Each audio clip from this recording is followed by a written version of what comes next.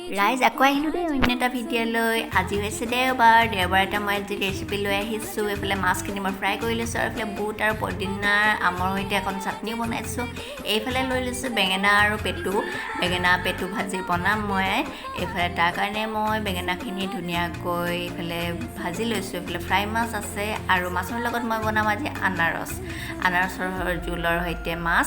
এইফালে মই আনাৰসখিনি ধুনীয়াকৈ পেষ্ট বনাই লৈছোঁ। তাৰপিছতে এখন কেৰাহীত তেল অলপ দি ক'লা সৰিয়হ দুটামান ফুটাই তাতে নহৰু আদা অলপমান থেতেলাই লৈছোঁ আৰু তাতে ধুনীয়াকৈ এই পেষ্টখিনি মই দি দিছোঁ আৰু উতলিবলৈ দিম অলপমান পানী দি। তাৰপিছতে যেতিয়া উতল আহিলে তেতিয়া মই তাত মাছ 2 পিচ দি দিছোঁ আৰু এইফালে মোৰ পেটু ভাজি ৰেডি হৈ গ'ল।